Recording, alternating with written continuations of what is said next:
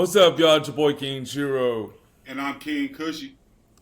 And this is the Kings of Troof podcast, episode number 16. And we are going to... Well, first of all, how was your week since last week? It was great. I had the weekend off, and I took it upon myself to go swimming with the kids. We got an above ground pool. I had it ready for this weekend, so we went swimming for a couple days and watched the basketball game. No, actually we didn't. The game didn't come on this weekend. So we went swimming and we watched a couple movies and a couple kids movies and barbecue. Barbecue some food. And it's the last weekend my daughter graduating to go to 8th grade. She got one more year in middle school and then she off to high school. Tori's going to 4th. Tegan's going to 3rd. So it was like their little graduation for their last week of school and actually going to school and doing what they need to do to, succeed in life. But other than that was it. Other than that, we did that, and now I got more. I work so much, I got more time now to actually spend, and that's one thing I'm loving about the new job I have is that I actually have time to be with my babies. Right. So that's the main thing. That's cool. How was your weekend? Work. I feel like Rihanna. Work. Hey, I know exactly how you feel when I work with Sean and them. It was just work. Right. Day off? No. No, what's killing me are the 5 to midnight. Like last night, it was 5 to 12:30, but I didn't leave till like 1:09 and I clocked out. So like I've been up.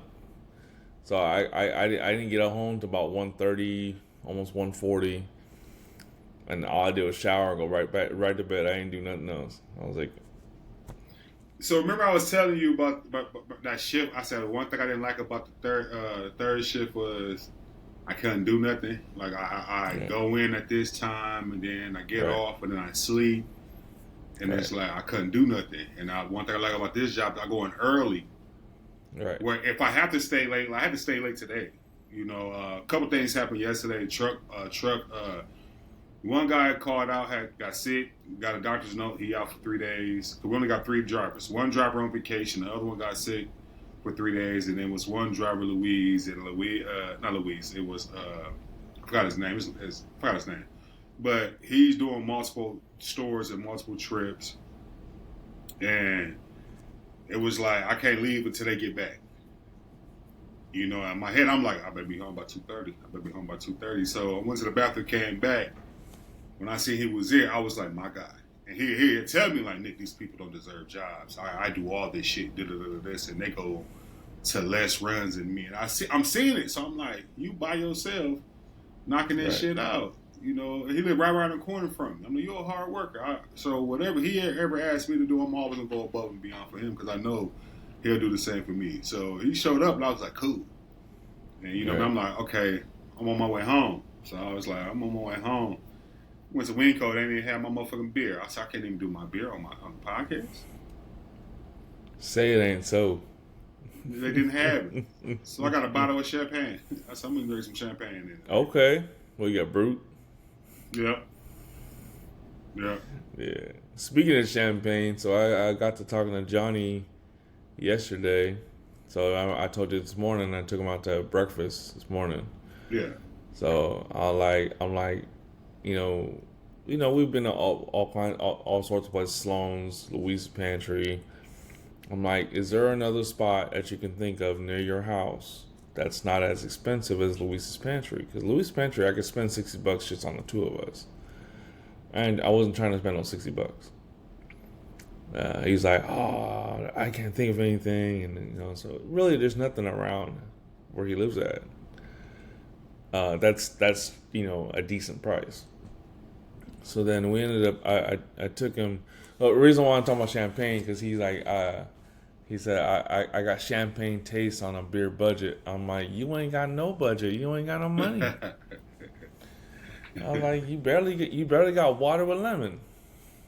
Hey, He's stupid. He barely got that.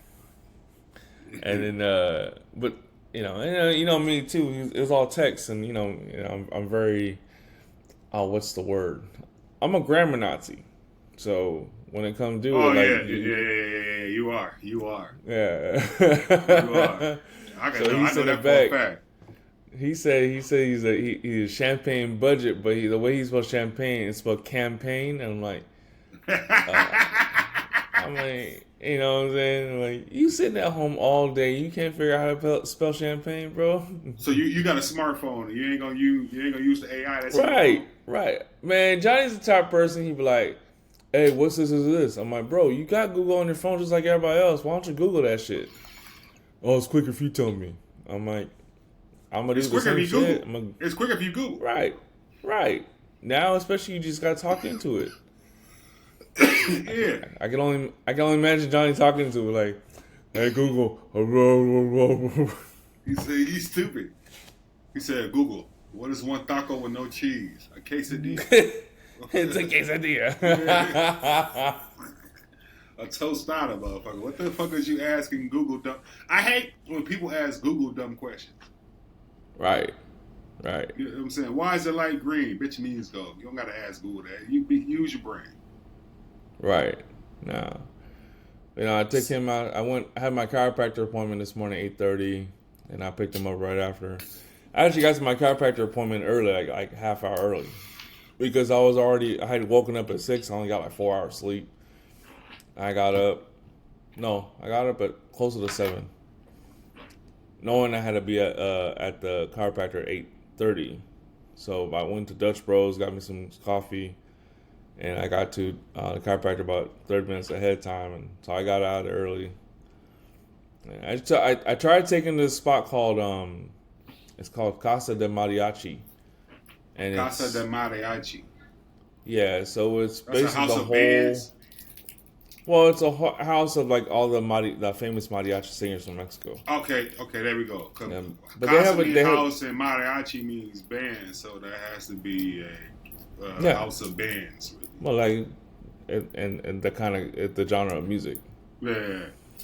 Right. So but regardless of the fact, so it's a decent price menu. It's really good food there, but the problem is they weren't open. It doesn't seem like it's been open, because the last time my wife and I went there, same thing, wasn't open. So we ended up going to Palms Cafe. If you ever find Palms Cafe in La Quinta, don't go. Don't go. No, it's not worth it. I paid $50 with tip, and the potatoes were still hard. They didn't cook it long enough. My omelet was, we both ordered it's called a Trailblazer omelet. And it had, what it got? Diced sausage, mushrooms, and potato. And then cheddar cheese. Huh? And. Oh, what? You got Dawson, say it again? Diced sausage. Uh-huh. Diced potatoes. Mm-hmm. Mushrooms and cheddar cheese. I mean, what kind of considering dish? the fact no sauce, no, just like that. Just like that. What was the mushrooms for? Because the mushrooms throwing me off. Well, I mean, the way I look at it, right? Here's how I look at it: mushrooms, sausage, and potatoes. I would think, me put a little bell pepper in there, something, spice it up a little bit. Give me some sort of flavor. Here's the thing, out here, a lot of these restaurants, they cater to the white folks. Right. I hate to say that. I hate to say it because I don't want to be racist on the whole. It's not even about race. It ain't about race. It's a fact. It's a fact that when you're catering, you're no seasoning, and there's no flavor. Yeah, and me and Johnny were the only non-white people there, other than the people that work there. First of all, and that's the thing. Another thing is that at the end of the day, shit, I ain't never had breakfast with some mushrooms. I've And had if it I've did, had if it omelets was, with mushrooms all the time, bro.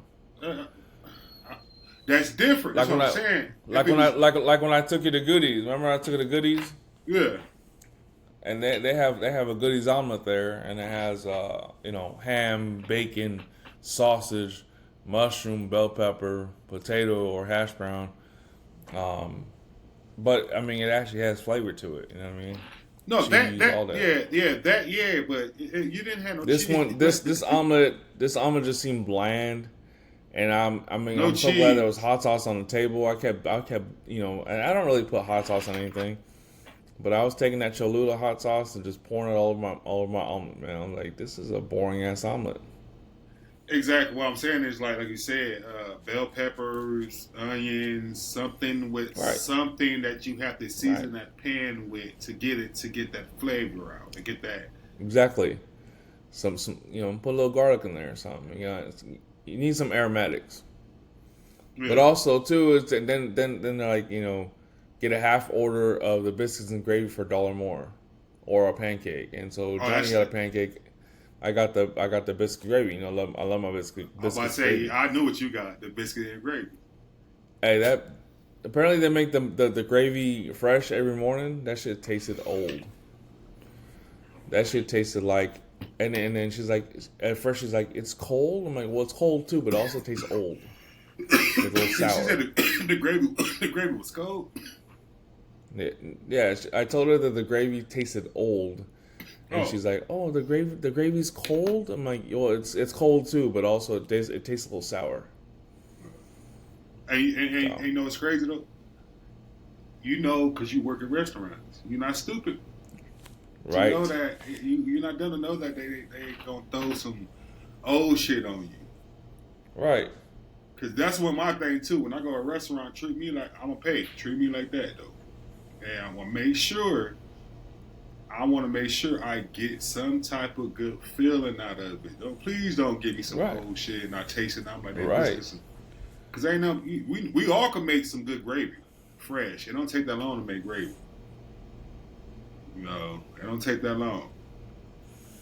Yeah, and my thing too is, that's what I told Johnny too. Like, now that I'm a cook, I have higher expectations because I know I can make it myself. Hmm. So if I know I'm going somewhere, and if I'm paying $20 a plate, I'm expecting $20 a plate kind of value. Hmm. I'm not expecting shit I can make at the house. No, you're correct. If I can make, because if it's gonna be something I make at the house, I'm also stay home. You know what's crazy? That's another thing too, bro. That's what I've been on. Sometimes been on hey, you know how we cook. We talk about cooking all the damn time.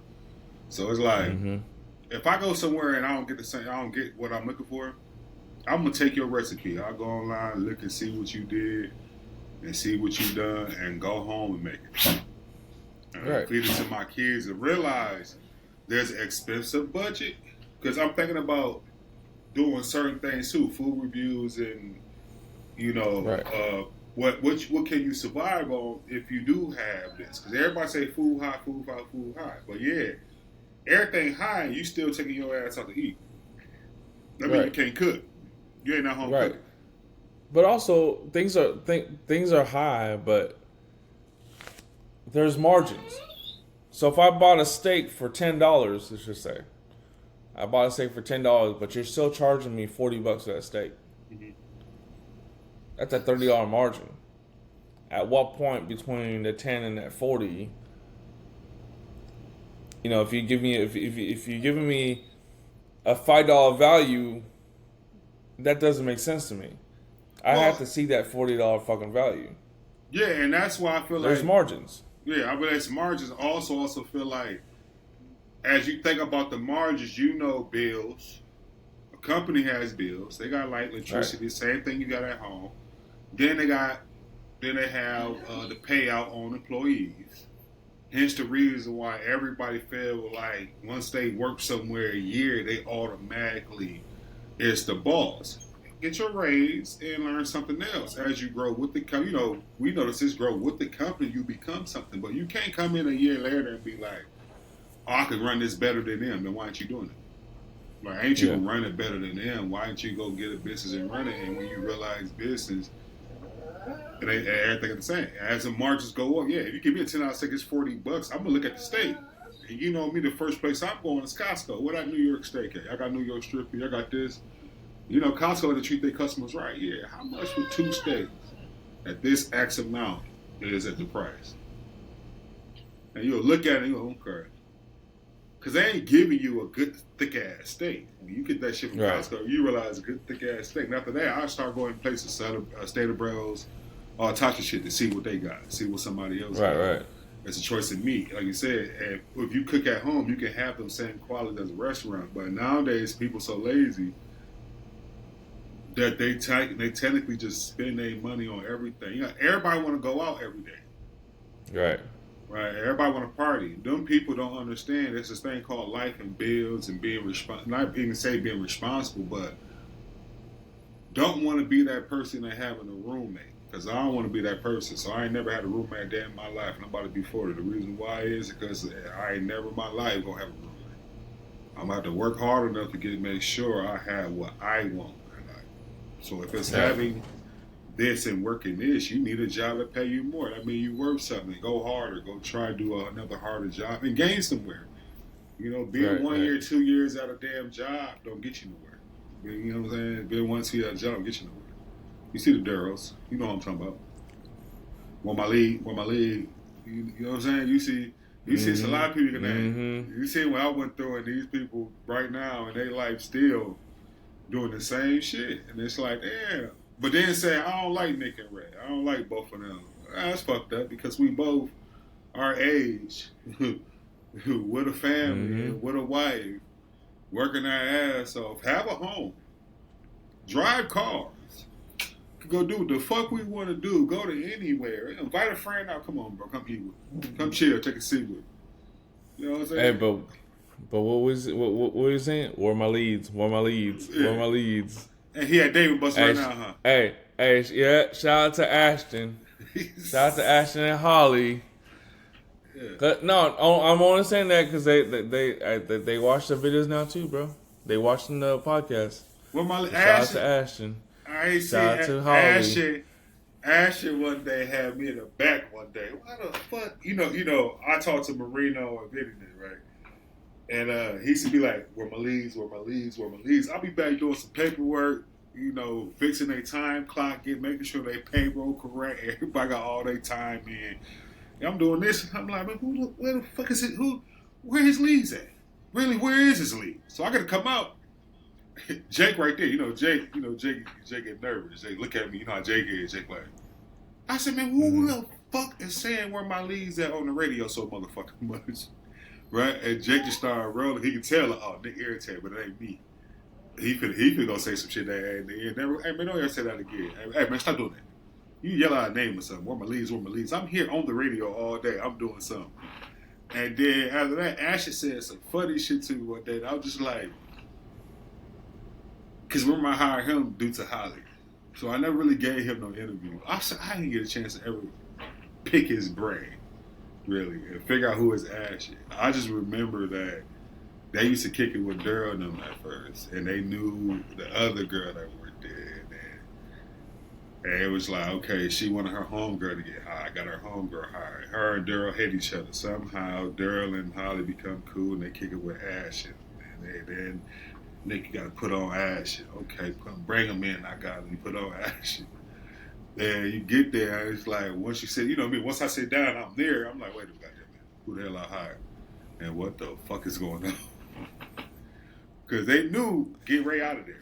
Ray and Nick too close. The only one that he really close with is he'll boss to us. He'll laugh and buy us food and tell what y'all want to eat today, man. Here got some food. You know what I'm saying? You know, if I go to San Francisco and I come back and you always say, if I leave and there's drama, all of y'all are gone. I don't care who did it. But if you let me go and have a good trip and do what I got to do, and I get very less calls about very minimal stuff, cool. They save it till when I get back. So, I get back, what you want to eat? Let's go get you some pizza. Let's get you some. Right. Get some good food. Hey, but you know what I found out about Ashton? What? You and him have something in common. You, him, and D. My cousin? Yeah.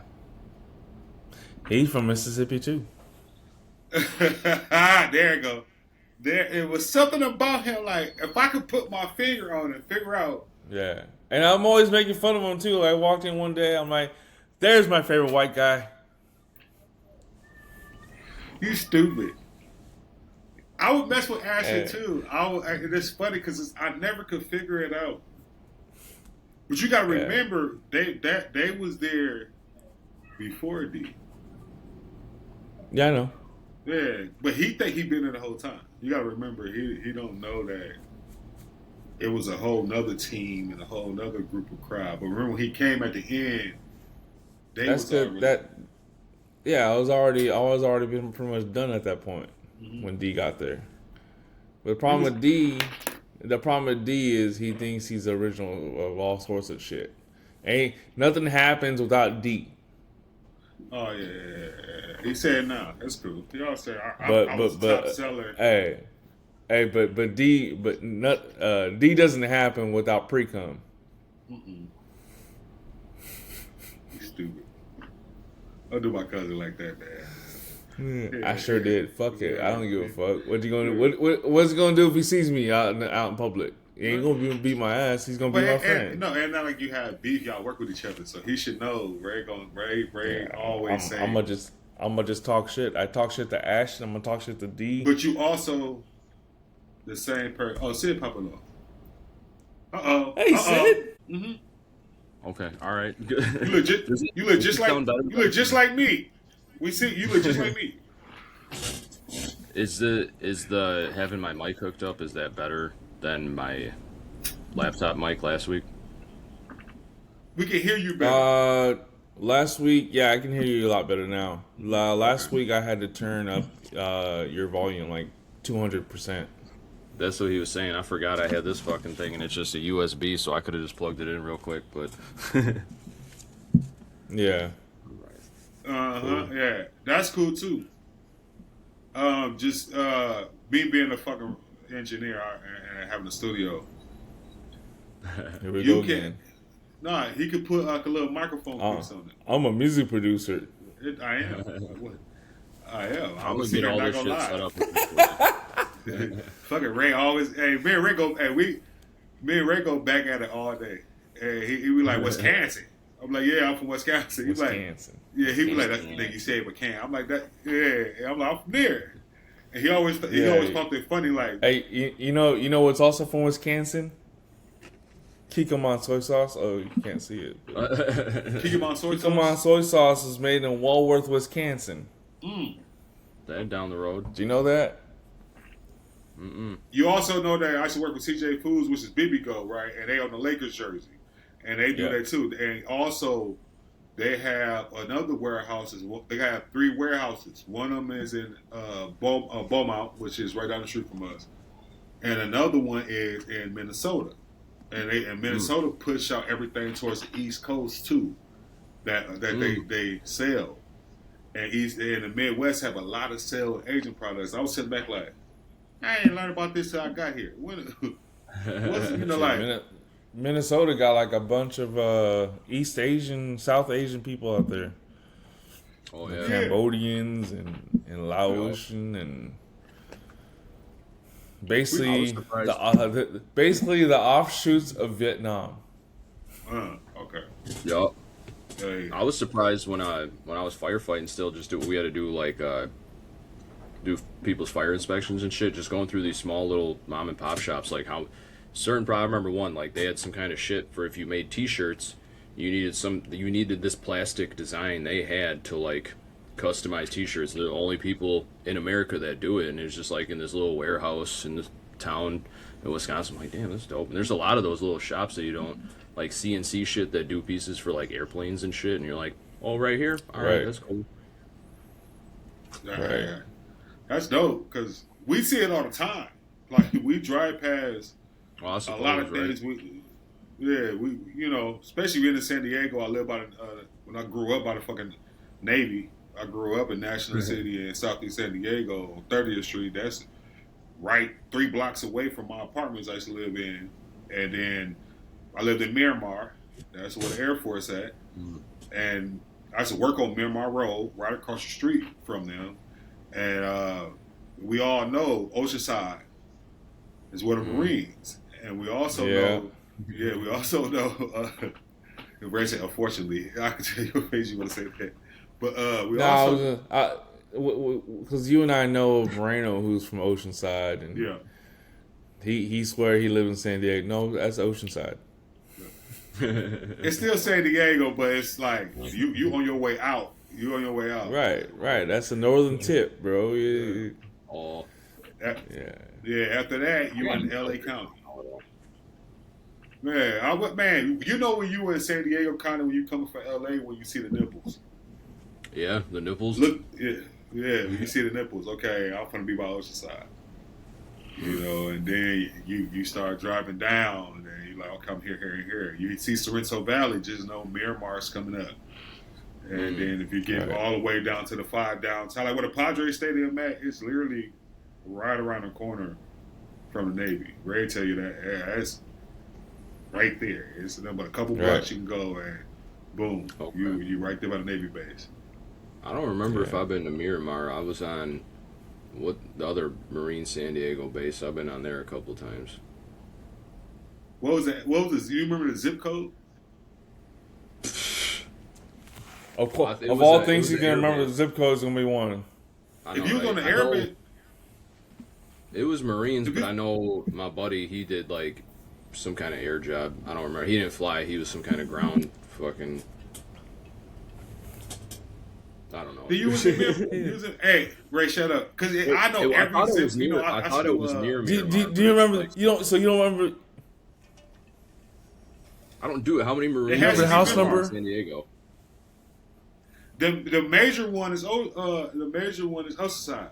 We all know that. And then there is stuff you can do. You know, and Miramar. If you do got to fly, it's gonna come out of Miramar. And I know because I said the road is Miramar Road. The road is Miramar Road, right? And it's called like that area is called Mira Mesa. Oh, okay. I remember. Or if you're from San Diego, go ahead. What was it called? Juanitos. It's a Mexican joint.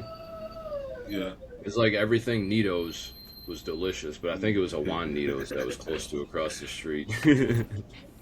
Good. I said everything Birdos was Birdos. It don't matter what. Dude, yeah. When I was on Border Patrol, dude, we had a fill of Birdos in Arizona, and my buddy from San Diego told me all about them, and probably after every shift, dude, I went there. Yeah. I was telling y'all, man, I was there too. California burrito, carne asada. Ray put me onto this thing. It's called, I think it's, they made birria pizza. Was it 760? What's the taco shop out right? It was 760. Taco Shop 760. Taco Shop 760. That's funny. I said, what's the Taco Shop 760? And that's the name of the goddamn taco shop. And they make birria pizza. He was telling me like, I'm like, I love Mexican food. Yeah. And Ray was like, you ever had this? And I'm like, no. Go there. I went. Man, I ate the whole. I sat there myself, ate the whole pizza. It was like, man, you ain't lying. This shit is good. Yeah, that shit was good. And the waitresses aren't bad looking either. I still think Racine got some of the best Mexican food. Like, the only thing I will allow to argue is Southern California, and I haven't had all theirs, but, like, Tex-Mex was mostly ass. Thank you. Go ahead. California got the best. Nah, but, hey, I don't know. Does Racine have better Mexican food than Mississippi? Yes. Racine, I don't know, dude. Racine's got some good ass Mexican food. When I was working in Texas, there was a waitress I had at one of the Mexican joints we used to go to in the morning, and she was actually a waitress from Kenosha. And I was like, oh shit, dude, that's weird. Okay. Just because we're in like such a small podunk town in Texas too, and she moved from here to there and was still doing food and stuff like that. And I was like, that's probably the reason why the food here is good too. Yeah. I would say this: the reason why Racine have great Mexican food because they have old school Mexican roots.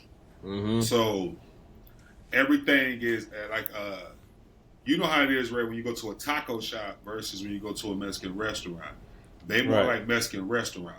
So you're gonna get the whole plate with your rice, beans. You don't get the whole dish, and it's more like authentic Mexican food. Now we have taco shops. Taco shops is not authentic Mexican food. It's more on the American side. No. It's more on the American side because you can't get a California burrito in Mexico. You're always stuck on the damn obviously, you're not gonna get a California burrito in Mexico, obviously. But when you go to a taco shop, I mean, you have your carne. You know, your meats are gonna be the authenticity. Yeah. Your homemade tortillas are gonna be your authenticity. Yeah. You know what I'm saying? But just because you're not getting enchiladas at a taco shop, I don't mean it's not authentic. No, it's authentic, but what I'm saying But again, it's not authentic when you're asking for a California burrito. Exactly. That's my point. Where he can experience in a taco shop.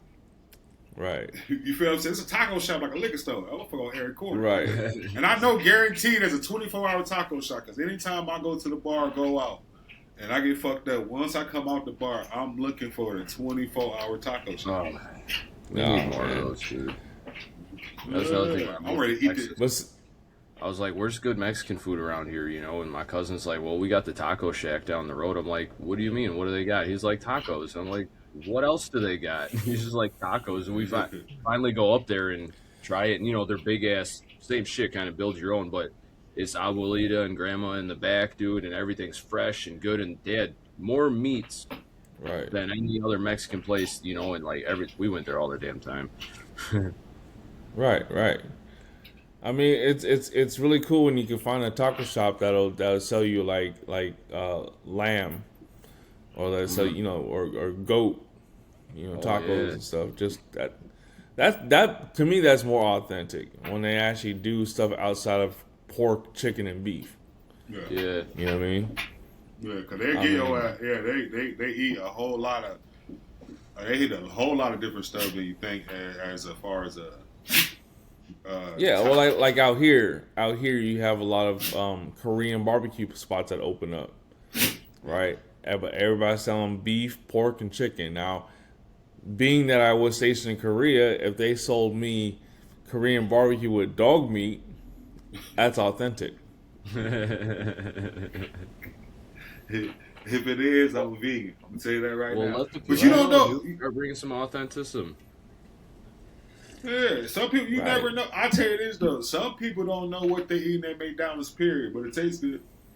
I mean that's true. We don't know where you have to. I haven't had that shit for like I hadn't had McDonald's for like almost 3 years now. Yeah, it ain't any better than you remember. I'm loving it. Yeah. ain't no flavor change in none of them burgers. Ain't nothing changed. No. It's been a while. But hey, Sid, since this last week, since your first podcast with us, how has your week been? Oh, let's see. Not much has changed. I ordered a wetsuit. Planning to do some underwater photography and shit like that. Other than that, I did have some shit I wanted to rattle on, you know, about the psychology aspect of family and why so many of us think that our family actually cares about us, and sometimes, you know, they don't. Shit, other than that, not much. Well, let's talk about it then. Okay. You want to go first, Ray? I'll go last. As far as, I mean, for me, it's just been work. I was saying earlier, I feel like Rihanna. I feel like work. I mean, and you know, working 5 to midnight, I'm anticipating it. Like I'm getting, you know, it's like I really don't want to go to work at 5 o'clock in the afternoon and be there till midnight. But on the other hand, it's like the last couple months, the shifts were, you know, I would get like 2 or 3 shifts a week. So getting 5 days a week, it means I got to work 5 to midnight. Oh well. Last night I was in. Well, actually, yeah. Last night I worked 5 to 12:30. I didn't get out till 1 o'clock. So. Yeah, are you kind of a night owl though? Hell no. Oh, By no? midnight, I'm ready to go sleep. I would say shit for a job them hours, dude. For me back in the day, because I sleep till noon and then I'll stay up till 3, 4, some shit like that. But yeah, I don't know if I can still do that. Yeah. Back in the day, yeah, that wouldn't be a problem. But now I'm getting too old for that shit. I'm getting too old. I shave my face to look young. Well, you know what's funny about that? When we first started the podcast, we was vice versa. I was doing overnight, and he was working mornings. Now I'm doing mornings. I gotta be there at 4 a.m. in the morning till 1:30, 2:30 sometimes. Okay. Right. And I tell him like, bro, I don't know if I can keep doing no fucking third shift no more. He like, why? I sleep all goddamn day. I get home, get some food, sleep. Right. You feel what I'm saying? Get back up, do what I gotta do, go to work. Get back home the next day, same shit. I was like, all I fucking really do is, I ain't getting my off like I'm getting a full day, so I'm gonna switch up and go find me something that's a daytime. And now I got it. I was celebrating right now. Oh, I have more time now. So now I have time to get on the podcast. So we've been trying to do this for a while, and I'm a very, very busy man. I'm just now getting back to, I would say, a civilian life where I'm right. Yeah. And plus, we were trying to do it more consistently too, because our first 5 episodes were sporadic. Hey, we can record this time, or we can record that time. It's like it was never consistent. Right, yeah.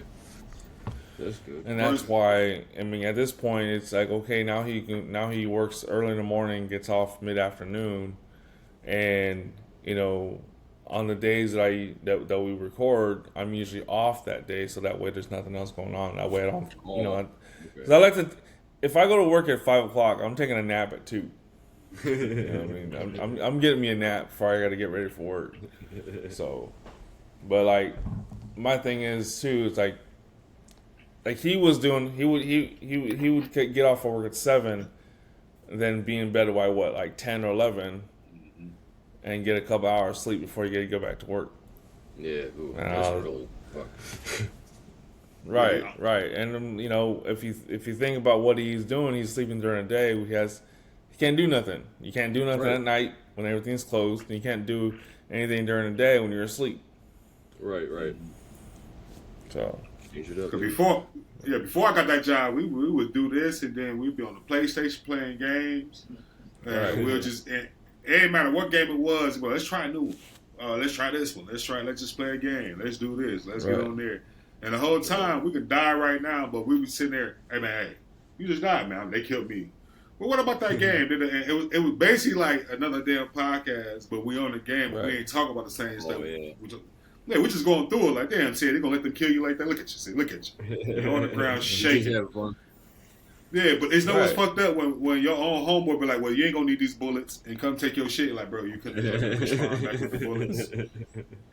That's you gonna let me die right there, dude. Yeah, exactly. Right. Hey, I'm gonna do that shit and be like, I need it. And the whole time we laughing and giggling and shit, and then we meet other people, and then they join it, and we just be on there doing the same thing. And it's like we ain't talking to people who like on some stupid shit. No, we talking to people who all want to have fun, get on the game, and do some shit. And eventually, you get to know each other. Exactly. So, this is our episode 16 of the Kings of Troof podcast, and lately, or as of the current events that have been happening in the news, with all the controversies of Rick Chow and that 14-year-old kid with the gun. Yeah. I don't remember his name. Cyrus. Oh, you talking about Cyrus? Yeah. Oh, I didn't hear about the other one. I just heard about that Karmelo shit today. Yeah, Cyrus. And then there's the Karmelo Anthony and Austin Metcalf was the murder victim. So I wanted to bring up some videos and then we'll just discuss them. I'm bringing up a video of the Rick Chow, the the shooting in South Carolina. It's the video is going to explain the gist of what went on, and then I'm not going to play the whole video for that. And then I've got a couple excerpts from my videos that I've created, and then we're going to go to the Karmelo Anthony video, where a young woman talks about, again, the gist of the crime and incident, and then again we'll just be discussing everything from that video. So, without further ado, Rick Chow was born in 1964 in Hong Kong. He went by the name Rick. At some point, Rick moved to Louisiana and went to college. He married a woman named Alice. The couple went on to have 2 sons, Andy and Kenny. After graduating, Rick worked as a professor of computer sciences at a college in South Carolina. His wife Alice was a CPA. Sometime in the early 2010s, Rick and Alice purchased a Shell gas station/convenience store at 7441 Park Lane Road in Columbia. They both worked in the store, and sometimes their son Andy helped them. The gas station was in an area that had a problematic level of crime. The police received hundreds of calls for service for the business over the course of a few years. For example, there were reports of shoplifting, larceny, vandalism, motor vehicle theft, assault, burglary, and robbery. Rick had a concealed carry permit and carried a Glock pistol chambered in .45 caliber ACP while working in the store. On May 4, 2015, Rick confronted a woman who picked up 2 cases of Bud Light and a package of boiled peanuts and left the store without paying. Rick and the woman struggled outside the store, and the woman threatened to shoot Rick. In response, he grabbed the beer and the woman's purse, which contained those peanuts. When the woman entered her vehicle, Rick produced his pistol and fired 6 times at the passenger side window. No one was injured, and no charges were filed against Rick. On October 12, 2018, a man shoplifted a $6.49 can of oven cleaner. When Rick confronted him, the man assaulted him. Rick produced his weapon and fired twice at the man, striking him in the leg. The shoplifter survived and later pleaded guilty to charges stemming from the incident. Rick was never charged. Now moving to the timeline of the incident. On May 28, 2023, at about 8:01 p.m., a 14-year-old named Cyrus Carmack-Belton entered the Shell gas station owned by Rick and his wife Alice. At this time, the store was occupied by Rick, Alice, and their son Andy, as well as a few customers. Rick was legally concealing his Glock pistol. Again, he had a permit. Cyrus did not have a permit to carry a weapon. He was only 14. He was not even eligible. Despite this, he was carrying a firearm, specifically a Taurus semi-automatic pistol chambered in 9mm Luger. Concealing this weapon constituted a criminal act. The weapon was loaded, and there was a cartridge in the chamber. Cyrus did not have any money, and his book bag was empty. It's not exactly clear what Cyrus intended to do in the store, considering how he did not have any way to make a purchase. Right as Cyrus entered, Rick's wife Alice asked him to put his backpack down, which Cyrus did. This was not unusual treatment. Everyone who entered was asked to do this. Cyrus then went over to a cooler containing water bottles. Alice was watching him the entire time. She was not particularly subtle. Cyrus removed 4 bottles of water from a cooler and then returned the bottles to the cooler. When Cyrus turned away from the water cooler, Alice and Andy asked him if he put a bottle of water in his pocket. Cyrus denied stealing the bottles, picked up his backpack, and exited the store. Andy exited the store and pursued Cyrus, believing that he had committed a theft. Rick was not part of the confrontation. He was not trying to figure out if Cyrus had stolen anything or not. But he also exited the store and pursued Cyrus. The men chased Cyrus on the gas station property, then onto Spring Tree Drive toward an apartment complex. When the men were almost 400 feet from the gas station, Rick produced his pistol and shot Cyrus in the back, killing him. After this, he performed CPR on Cyrus until emergency responders arrived. At the scene, both Rick and Andy told the police that Cyrus had produced a pistol and pointed the weapon at Andy.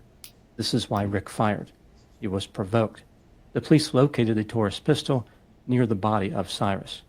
Despite the appearance that the shooting was a case of legitimate self-defense, the police believed that Rick murdered Cyrus.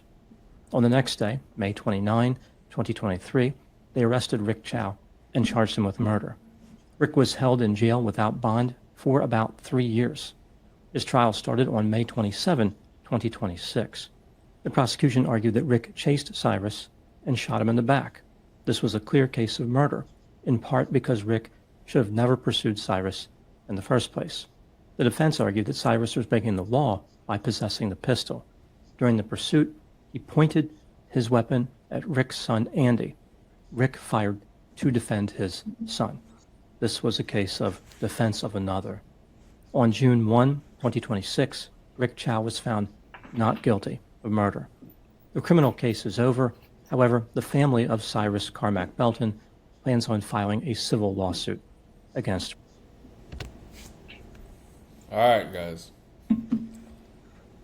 This dude is obviously a psychopath, and it reminded me of Don't Be a Menace, Hurry Up and Buy. It was like, That's true.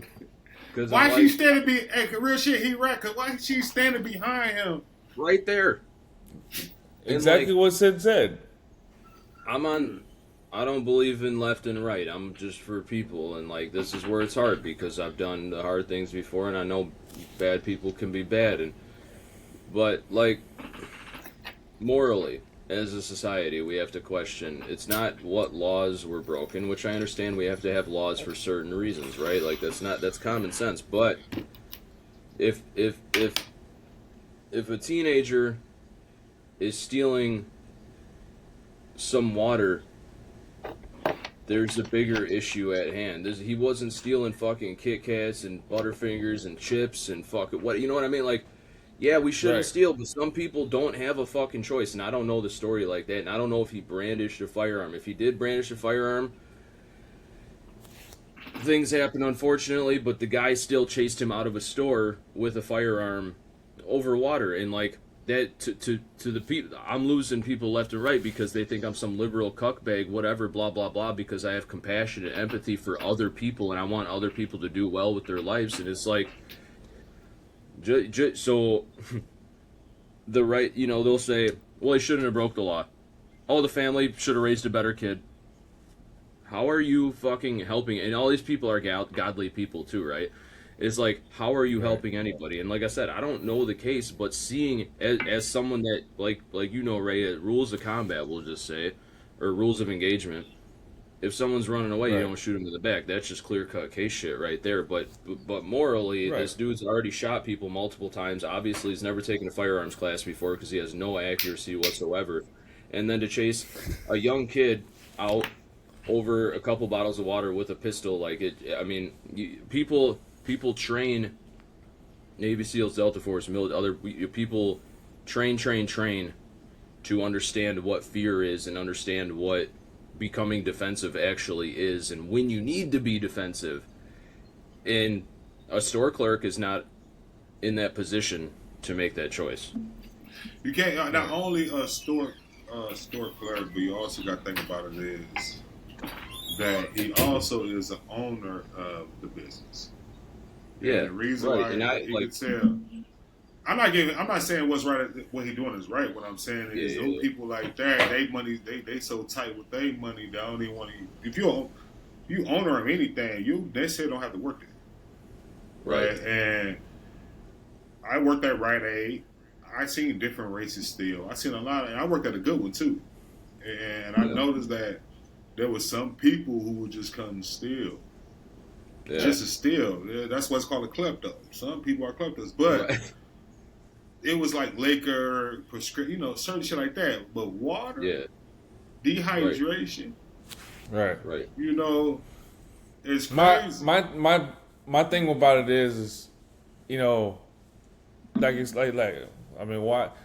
If you're stealing water, what's that gonna cost you? $1 or something? And it's South Carolina, so it's probably not as much. Right? What's the cost? A bottle of Fiji water in California is going to cost you $3-4. Yeah. Let's just say in South Carolina it's a lot cheaper. Let's say it's only $1.50. So you're losing $1.50 or you know what I'm saying, you're gonna lose $150 or chase the guy down. Like, okay, so once you chase him down, then what? Right. For And that's, $150. I mean, they carry all this insurance and stuff like that, and I'm not making any defense for the kid either if that's what happened, you know, but Right. that's why My thing too is so they found the weapon on the kid. Yeah.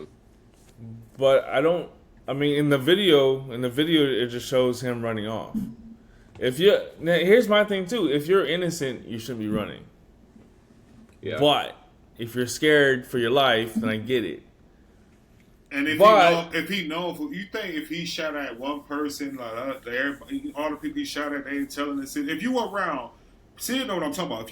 If you were around a bunch of ghetto people, right, that do shit, they gonna tell other people. Everybody gonna know. The whole town gonna know. I never go to this gas station, dude. I heard dude be shooting at people. It's going through the whole city, right? And if he's like that, everybody know, okay, then boom, maybe I shouldn't go there. Some people go to them stores, aka bootlegs, and you know, racist. Bootlegs is bootlegs. To some people, racist. Me, it's bootlegs. I go there get gas, liquor, backwoods, all this shit, right? Then there's another gas station, I think it's like 76 or something else, right across the street. But I won't go in there. And they got nothing, and they ain't doing nothing negative. It's just ghetto people. When you in the ghetto, everybody go to certain stores, and everybody know these certain stores that these people go to, and there could be another gas station right across the street, and they're like, I'm gonna go here and sport. What he had to do was beef up security. If they stealing, then why ain't there a security guard? Why put your wife at risk? Because if I turn around, I see somebody standing.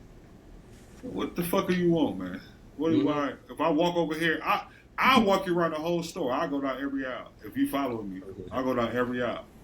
Well, it's on like purpose he's got all this, you know, issues with theft and shit like that, and we know some gas stations just have that problem. And yeah, you could change it, you could bar, you could let certain people in individually and shit like that, but at the same time, like, they're so fucking scared and reactive, which is not safe for anybody, obviously, but it's like, if it was water, the video even said, like, he didn't know what was going on, he just ran with his son. It's like, call the cops. Maybe they've tried before and they said the cops didn't work. Like, that's what they came. Him and his wife came, built a dream, got their fucking store. They're probably doing really good, probably putting their kid through really good college and shit like that. Call the fucking cops then. You know, like, that's what it's for. And it is water. It don't matter if it's Fritos or a donut, dude. You fucking, if somebody runs out of your store with something, like, I believe, like, your business should thrive and you should protect your business, but there's better ways about it than you deciding when. I mean, if the dude just took out a gun and said, "Give me the money," that's a different story, right? Yes. So that's where my, like, you know, from the other side, like, you know, because I'm thinking on both sides, right? Yeah. On one end, I don't get why you shot the kid. He's already running away. Like, let him go. Just don't let him into the store again, right? Right. Like I said, beef up security. But why are you going into a store you ain't got no money? Well, right. People Well, he planned on stealing. But I mean, but then he took the water and put it back. Had nothing on him on his person, right? He had nothing in his pockets. right, So you took the water out, and then you put the water back. So what is the purpose of you being there? If fucking take the goddamn water. Well, like, why take it out of the fucking fridge? If you're in order to steal, wait. First of all, in order to steal, you have to be clever. Y'all missing the point here. People don't just steal in front of you. You gotta be clever. I realized she was gonna be watching him like that. Yeah. So once he realized she watching her, he like, they know you here to steal. When you catch a thief, you catch a thief. You can catch somebody like, man, give me what you want. Give me everything out your pocket, right? And what you just stole. People will be like, this. You know, some thieves, smart thieves, will argue with you. Man, I ain't take nothing. Right. He just said one thing and walked out the store, so you could tell he didn't steal. But that was one of his intentions. He didn't steal, and the problem is he got caught. He 14. And let's just talk about that. Everybody keep acting like my daughter 13. if I see a lady even treat my daughter like that somewhere, I ain't spending no money. But I'm damn sure finna go the fuck off. I don't know who you not finna you treat my child like this. But your daughter also won't be stealing. No, because she go. But the thing also is that some people just steal. People just steal. Well, the other thing too is like there are a lot of psychopaths around here and shit like that. But the other thing that makes me think though was he pulling the water out as a test, or was he just trying to take some water? Because as an empathetic person, I want to say, was he just trying to get some water, or was he legitimately just thirsty going in there because his life sucks that bad and he ain't got parents at home or ain't got good water and he's trying to walk home from like that type of shit, you know? Or was he about to just try to rob the place? Was the gun his, or his was mother? His mother said his mother said in an interview that she has a master's degree and I don't even know what, forgot, but and that they were good parents.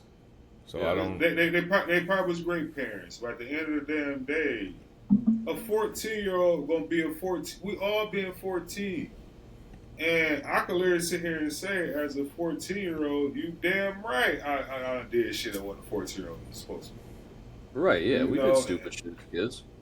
Yeah, so now kids can't. Remember, he's a kid. Now, if it was a grown ass person, that motherfucker, then I'll be right with you. He knew what the fuck he was doing. But as a 14-year-old, shit like that happens. Also, as a business owner or a person running a business, there's this thing called profit and losses. Mm-hmm. You're going to take a loss. It don't matter if you Walmart, whatever, grocery store, or anything. People going to come in your business, your place of business, limited steal. Right. And they should do it from Walmart instead because they ain't armed.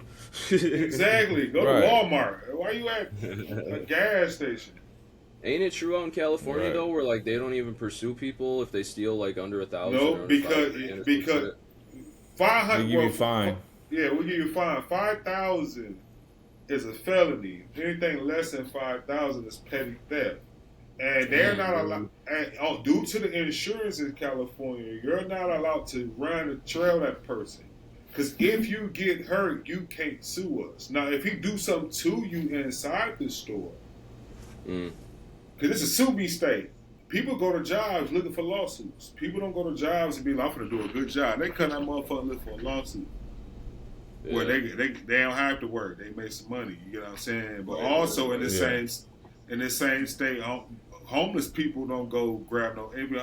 We can literally say homeless people ain't coming in and steal no motherfucking water. So from California, we looking at it as water is whatever over some water, H2O. It's water everywhere around. We are surrounded by all this percentage of fucking water. Right. So we gonna see that looked like it was in a back country where there's probably water nearby. Yeah, like Sid said, it was a decoy, and the thing about it was shit. You got. Well, I said it could have been because I don't know his life, and I don't know the area. Besides his life, South Carolina is backwoods as fuck. Yeah, and backwoods as fuck is backwoods as fuck. You know what I'm saying? Mm-hmm. To me, backwoods sometimes remind me of Oak Creek. I mean, I couldn't drive through Oak Creek sometimes without getting pulled the fuck over. It was automatic. It was like soon as they see you through, bro, I wasn't even doing nothing. You was going the other way. You feel what I'm saying? Well, that's what I mean. Like, how's this dude get away with shooting people 3 other times just for fucking theft? Like, if someone came into my house right now and they stole my lamp and then ran out the front door and I shot him, I would be guilty of murder. You know, like, and this dude has obviously a pattern of shooting people that steal from him. And like you just said, stores get robbed from, period, profit and loss. You know, like, you can't just be shooting at people because they wronged you. Otherwise, there'd be a lot more, not just gang members, but other people dead too, you know? It's a business. Every business has profit and loss. Yeah. When you have individuals walking in, everybody go to a gas station. You might not know. I might be in South Carolina, and I got about 300 miles to go, right? I got 100 miles on my shit. And I'm like, when I get down to 50, I'm going to pull over and go somewhere.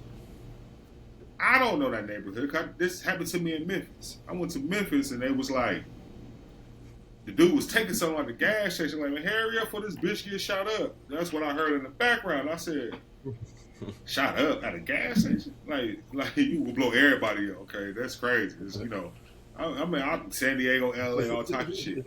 I'm like, this is crazy, right?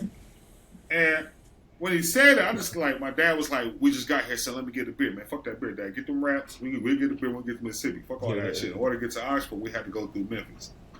You know what I'm saying? And it's like we flew into Memphis. I ain't gonna lie. And they stole one of my, I'm gonna say it right now. Your people smoking because they stole one of my goddamn cartridges. And they put the box back in. That's how I knew they was black. They put the box back in. So when I opened it up, it wasn't no goddamn cartridges. Right? Since I opened it up with no cartridge, I said, ain't nothing but a black person. He's like, nothing but a black person. White person with a box. And every other race would have took that motherfucker and cuffed it. With the box. Yeah, with the box. So they can show, like, I told you I'll be getting them. You know what I'm saying? Every other race flex. I told you I'll be getting them, but nobody know me at work. I don't know. Black folks be like, shit, I'm going to put the cartridge. Fuck what the brand is. Where do you think... When he get back to go open this. You said where what? Where do you think, because you know Chicago a bit, probably, you know Milwaukee, you know, obviously LA, San Diego, and shit like that. I don't know if you've been to Houston, but, like, I always wonder this, and I kind of question people, like, who do you think has the strong, in a hood mentality, what army do you think would win? If we had to have a war between, like, the ghetto, not the ghetto as in, like, where people live, but, like, the gangster mentality of, like, the Midwest versus, like, LA versus, like, Houston, like, who do you think has the strongest gangsters if we went to war? Like, the real no BS, like, ready to fight, like, because I think Midwest get, like, chopped and screwed and shit like that. When I went to Houston, I was kind of like, I mean, y'all ain't really, you don't seem about that life as much as I thought you guys talked about it. That's what I'm trying to get at. And I ain't been to LA, so. Damn. I would say like that's it. Yeah, I would say LA gang. Listen, see, I would say this. Said the Midwest is more full of hustlers, and also they're a little they're gun happy, right? California, if you really is gang banging, you from somewhere, or they going in on you. Them Mexicans don't play neither. Them motherfuckers do not play. It'd be 8 of them thick, and they be on your ass, right? And there's differences in Racine. I shouldn't be able to go to Bray Center. I shouldn't be able to go to the South Side. I shouldn't be able to go. Well, you know what I'm saying? Like, I won't say me, but I'm saying like people who really gang bang. Like, you can't go here, you can't go there. Right, Crips really can't go to blood areas because if they go there, it's going to be 9 times 10 a whole lot more bloods, and they not trying to let you bleed. And there's certain Mexican neighborhoods you walk through at night. You might have met a female, met somebody, and you was at a function, and then the police came. Yeah, a lot of the gang members out here, they care about the next street over. It's always the next street over. So like Nick could be on first, you know, let's say his territory is from 1st to 4th Street, and I'm at 5th to 6th Street. If I cross over to 4th Street, I'm done. Yeah, we ain't gonna let you get up out of there. Yeah, we're gonna chase you we're gonna try to get rid of you. Versus Racine, you can't do this. Racine beef consists of mutual, like, people who did you dirty. Everybody got somebody they don't fuck with. I just don't fuck with that person. You got a friend that probably fuck with that person and hang out with that person. You just be like, I don't fuck with them. And you'll be like, oh, yeah, that's the beef in the Midwest. But Midwest also like they want a little more drama than the West Coast. The West Coast motherfucker a lot more smooth. You got to think about it. Marijuana been legalized since '96. It's 2026 right now. Right. So they get to chill back more. But when it comes down to it, when I say who be the most gangster, it probably the South. Because they actually more down there and less strict. Like, they can go on their farm and shoot guns. Just walk out. When I got to my granddad's house and he was just like, we shooting tomorrow, I thought it was like, we going to go somewhere and shoot. You know, we going to go. His shit was like, we shoot tomorrow. And it was like, put up them beer cans, your ass just drink. Let's put this and this up. Let's get it. And he bringing out all the guns, all the ammo, and the whole time I was just like, God damn. Like, granddad, like, ain't nobody gonna call the police? Hell no. You know how long it take for them to get out here? That's the South. And I was just like, oh, people a little more gun happy, in the South. And Midwest is a little more wild because of we're in smaller towns, bro. And that smaller town big up the crime. Being in a bigger city, that's why marijuana is a less crime out here. I got pulled over one time. I caught a case. I had 10 pounds on me. I thought I was doing my shit. Right? I go to court, the judge was like 10 pounds. Hey man, you a small fish in a big pond. All right? We catching people 100 and more, 100 plus. You out here. I'm just gonna drop this case. You get your car back. He gave me everything back, but he was just like, "You're not who you think you are." And I was thinking to myself, like, "Fuck you." Hey, really, fuck you. You caught me at a bad time. So what are like? I wasn't really trying to get at like the ghetto per se. I was like the bigger rap image, like Chop the Dubs, and I'm not explaining this well. It doesn't matter. What you got, Rick? I see you got something pulled up. What you got? His name was Cyrus Carmack-Belton. He was 14 years old. He walked into a convenience store at a Shell gas station in Richland County, South Carolina. He left his backpack at the front of the door after the store owner requested he do so. He walks to the back of the store, takes 3 water bottles from a cooler, and places them back. He walks back to the front of the store where the store owner's son demands that he empties his pockets. He empties his pockets and shows that he didn't steal anything. He takes his backpack and leaves while the store owner's son tells his father, and they proceed to chase after him with a gun.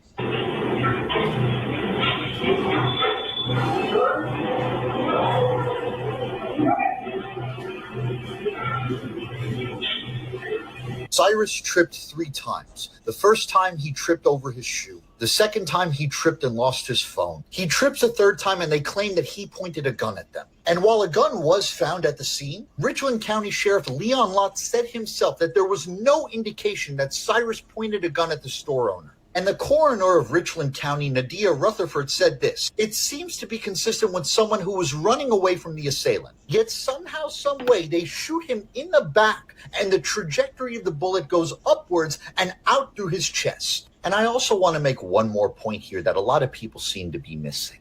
Even if he had stolen something from the store, you shot him over a fucking water bottle. And this is not the first time we've seen people murder black children over shoplifting and get away with it. 1991, 13 days after Rodney King was filmed being brutally beaten by the Los Angeles police. And yet he survived. Unlike that one Army veteran, 69 years old, right? Kerry Sharon, who was brutally beaten by an anti-Trumper because he didn't like Sharon's flags and Trump flags and whatnots at his house. He was brutally beaten and suffered all the bruisings and whatever fucking shit that he fucking broke on his face and whatnot. That man did not survive the brutal beating given to him by a 32-year-old anti-Trumper faggot. Yeah, I said it. Yeah, I said it, bitch. But Rodney King survived. And you know how Rodney King died? Rodney King was found at the bottom of his pool in Rialto, California by his fiance.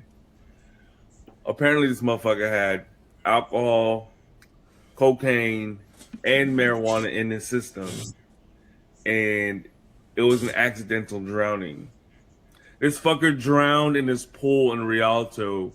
This motherfucker was a drunk and was a drug addict the entire fucking time, even at the time when he got beaten. This man got money from being beaten by the LAPD, right? But no one ever touches on the fact that Rodney King was nowhere near the perfect fucking citizen. No one puts into factor that Rodney King was an alcoholic and a druggie. They only put in the factor that he got beaten by the LAPD. Brutally beaten. A decade or so later, after saying, "Can we all just get along?" Drowns in his pool with cocaine, marijuana, and alcohol in the system. Rodney King died on his own accord. 15-year-old Latasha Harlins was murdered by Sunja Du after she was suspected of stealing orange juice. And just like in this case, 15-year-old Latasha Harlins was shot in the back as she was leaving the store. And Joyce Carlin, a Los Angeles County judge, sentenced this murderer to 5 years probation with no jail time. And just 5 months later, a nearly all-white jury acquitted those 4 Los Angeles police officers of brutally beating Rodney King. And Los Angeles erupted into flames. White boy, were you there? Were you there? See, I remember the LA riots. I was in Lenox, California. That's where I grew up, part of my life. Lenox, California. Think about that, right? Part of my life was in Lenox, California, Hawthorne, California, right? Gardena. So think about it this way, right? The Hawthorne Mall, which is no longer there. I mean, it's there, but nothing's open, okay? The Hawthorne Mall was being looted, right? Everything around was being looted. People were fighting over a garden hose, okay? But this was me. This is me. Think about this for a minute. Think about this. White boy, you probably didn't see shit at that time. You probably weren't even born at that time. But me, I was 6, maybe 7 years old, maybe older than that. Long story short, fucking Asian, the Koreans. I don't know if you've seen the fucking videos of the Koreans on top of the store or the roofs of the stores with fucking AR-15s and shit protecting their fucking stores. The whole point of me saying this shit is, you know, Rick Chow didn't need to fucking do what he fucking did. He didn't need to fucking shoot a fucking teenager who was running away. But also at the same time, if he has seen multiple incidents where fucking teenagers coming in, stealing shit, robbing shit, whatever the fucking case might be. Because obviously in the area that was in, just all this shit happens. Fucking brain fart now. Goddamn. It did make when you guys were telling me the story originally, like it did make me think back to the riots because that's when a lot of the Asians started defending their place, and I feel like a lot of the ones that still come over, you know, we have such a small mentality, and think about it, a lot of Asians only fuck with other Asians, so their mentality, if they're getting shot, like you got to protect it at all costs because other people don't care about you, so that's kind of probably where they're right. They probably got some of that mentality, you know. That's I crazy. I always say all race do that. Really, all of them come over because I see Middle Easterns, I see Africans, I see Asians, I see all of us, and I've been noticing for years. Like they all keep they tight in a circle. Oh yeah, right. They all want to separate real Americans, not knowing we all are really just one. We've been to. They don't. I don't think they.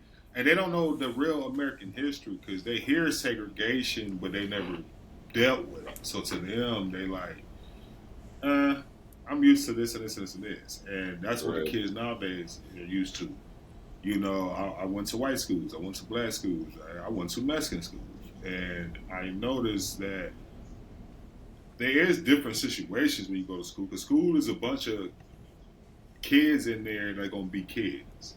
Right. And at the end of the day, you'll notice that they're not used to diversity. And we still got people amongst us. We still at a certain age. You know, we got to understand there's still 80-year-olds, this and this that went through things that understand that theirs was different than ours. Right. And it's a new evolution breaking where everybody want to speak out about shit because we all can sit here in 3 individual fucking races and speak out about this shit and talk our views and not to be like, fuck you, this. No argument. It's just 3 grown-ass adults holding accountability. Like Ray just put up. We want accountability, but that's all we want. And everything ain't about, and see, it's okay if a motherfucker say you did see it. My family the same way too. That's why I put up that post. I never moved back to Racine. Because so many people in Racine act like I'm this and this and I'm that, and I'm not. And I'm like, bro, I just hold everything for accountability, bro. Like, we're not the only ones. Like, you know, you get outside Racine and realize we're not the only ones. When I lived in Racine, I never seen a homeless person. I mean, Cigarette Man, but he wasn't fucking homeless. He just looked like that way. He watched, you know what I'm saying? Like, Cigarette Man got a whole family, every type of shit. He not homeless. Cigarette Man just seen some shit. He just seen some shit.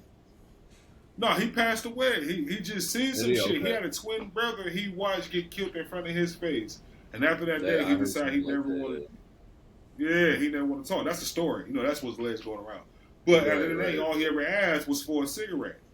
When you in California, you get asked for everything. You get on the side of the freeway, and motherfucker be like, "Good day, $5." Right. You feel what I'm saying? Like, and it's like, damn. Just like when I went down about a week ago, went to Little Caesars over here in Indio, and I know I pay with my card. A lot of people pay with a card nowadays. There's always a homeless person. Not even half these people aren't even fucking homeless. They got a home. That's a job. But they're out here fucking begging for money, right? Can I get some change? And there's one like, hey, you want to get some change and come back out? I'm like, no, I already paid with my card, dumbass. Get the fuck out of here. Right. I don't give a fuck about these people, bro. Like, you know, like, first of all, for me personally, I would never want to be homeless in the fucking desert. It's too goddamn hot out here for this shit. Different. But secondly, they different out there. But secondly, there's so many fucking jobs out here, bro. You can't get one. Well, you can't get one job.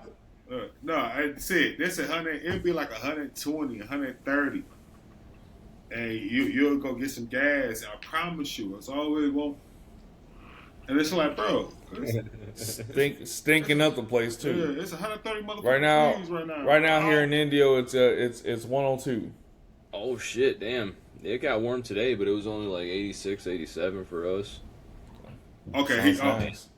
Yeah, he had 102. He'll know because when me and him talk, if I'm out there 102 with him, Rick can say whatever he want. Man, fuck that. It's 100 in hell. It's 100 in hell. It's 100 in hell. Well, that's like, I remember being overseas and when I worked border patrol and shit like that, like it would just be so hot. It'd be like, I'm not eating, dude. Fuck it. I don't want to eat. Overseas in Iraq, it's 135. Right. It'd be like and then we were hiding underneath a truck, and the truck was going still. Right. And then it's like 90 degrees at night, and you throw a hoodie on because it's cold out. Yeah. Right. Yeah, because you just went through hell. No, not here. It'd be 102 right now. It'll tonight when the sun drops, it'll drop down to like 92. Okay. Yeah, they got night heat. Like, I ain't gonna lie to you. When I moved up here, it was a requirement. I need a whole AC unit in my house. Like I needed to make sure that when it become 100 in hell, my house was 70. So this AC unit I got, this bitch pump. I ain't gonna lie to you. Let that motherfucker say anything. Go ahead. All right. I was gonna say before we play this video, I want to because what we're talking about, it really makes me think about the news and it's shitty, right? And so George Floyd, what do we think about George Floyd? There was a whole documentary that came out following the trial showing that evidence was not allowed in the courthouse of different video camera footages and shit like that. And like personally, like this little kid to me immediately looks innocent. George Floyd, I did follow that one a bit and stuff like that. And as a medic, I know, well shit, not even as a medic, everybody knows what fentanyl fucking does to your system. And we had the media creating this tension and this racial war like they always continuously do over fucking crackheads.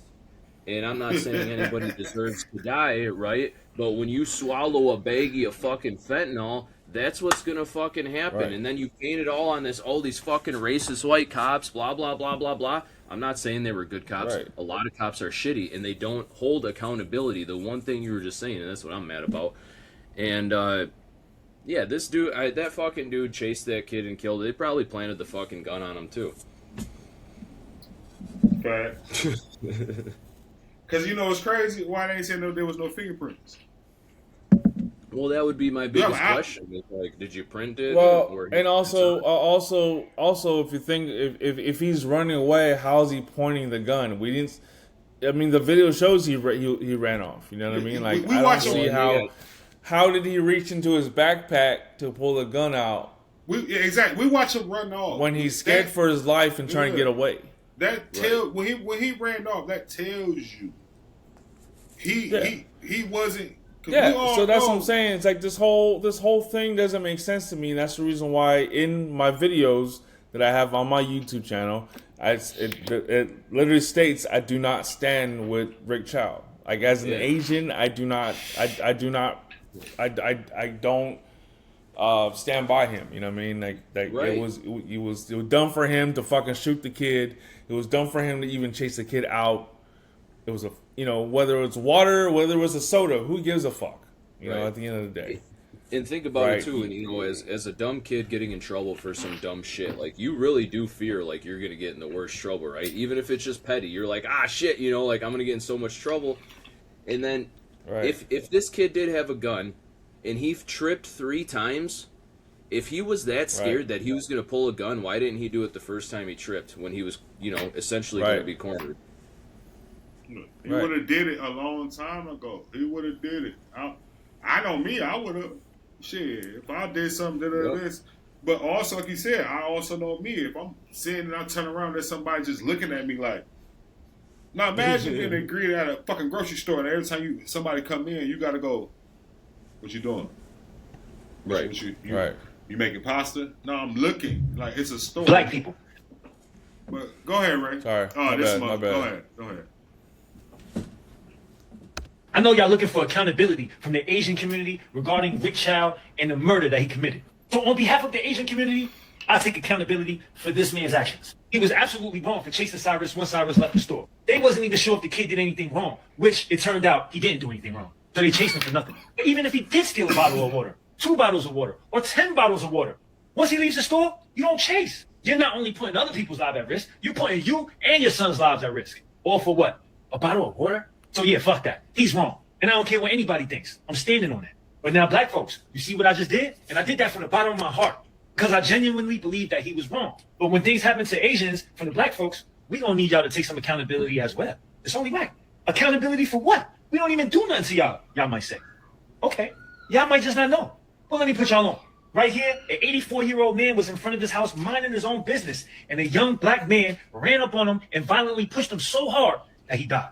This woman right here was in the train station waiting to go home and was pushed in front of a train to her death for no reason. And right here, this man right here followed this woman right here to her home and stabbed her repeatedly until she died. And then you got famous black rappers like YG who made a song exclusively talking about robbing Asian homes called Meet the Flockers. Find a Chinese neighborhood because they don't believe in bank account. I mean, just imagine if a Chinese rapper made a song about shooting black kids that stole from the store. Man, y'all wouldn't like that one bit, and y'all would demand accountability. Because why? Because that ain't right. Some of y'all might say, well, it's just a song. It's not like they're really doing that. Wrong.